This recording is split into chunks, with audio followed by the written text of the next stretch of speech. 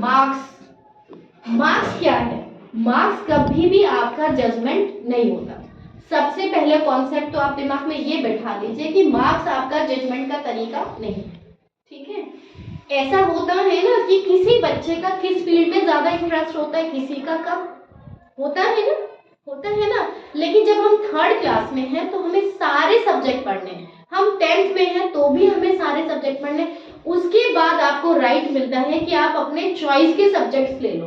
तो 10th class तक आप ये जज कभी नहीं कर सकते कि, और मार्क्स से तो हम कभी नहीं कर सकते, समझ में आ गया? क्योंकि सभी सब्जेक्ट्स की वैरायटी क्यों ली है गवर्नमेंट ने? ईवीएस भी ली है, एसएसटी भी लिया है, मैथ्स भी लिया है, हिंदी में भी लिया है ना, इंग्लिश भी लिया है। तो आपको जज करने का तरीका है कि ये जो चाइल्ड है ये किस सब्जेक्ट में अपना इंटरेस्ट रखता है। और मार्क्स कम या ज्यादा आना कोई भी जजमेंट का तरीका नहीं है, दिमाग में इतना फीड कर, ठीक है। सचिन तेंदुलकर 10th है ना, लेकिन उनकी दिलचस्पी किसमें थी? क्रिकेट में थी।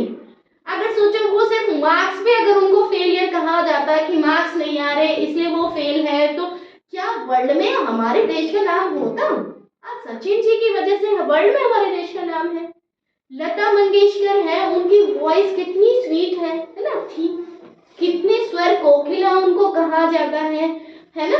तो अगर उनको सिर्फ मार्क्स के बेसिस पे जज किया जाता तो क्या देश में पहचान होती? क्या हम लोग उनको जानते?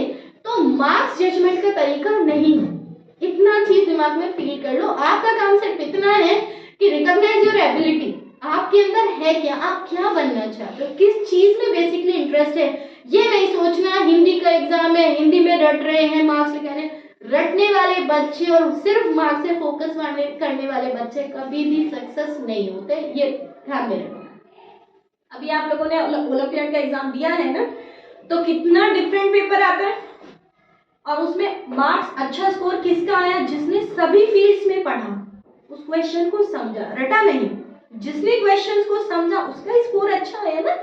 तो मार्क्स जजमेंट का तरीका नहीं है, और कोई पुअर नहीं होता।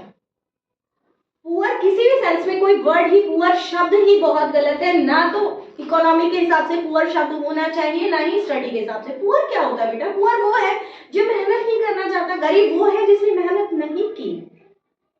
जिसके भी पास पैसा है, उसके पास पैसा क्यों है? क्योंकि उसने मेहनत की, उसी के पास है ना पैसा, है ना। और जिसने मेहनत नहीं की उसके पास पैसा नहीं होगा तो वो पुअर है।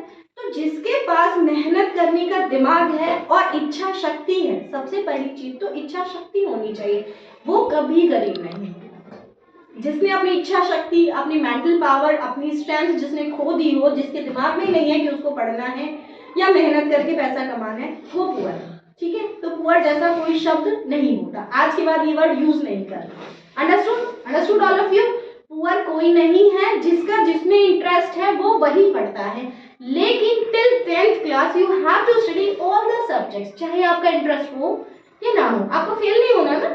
आप एक अपना स्पेशल सब्जेक्ट चुनो, उसमें आप अच्छे से एफिशिएंट बनो, उसमें पीएचडी होल्डर बनो, बट बाकी सब्जेक्ट को इग्नोर भी नहीं करना, ठीक है।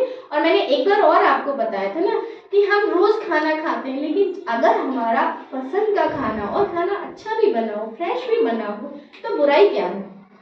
खाना तो खाना ही पड़ता है ना।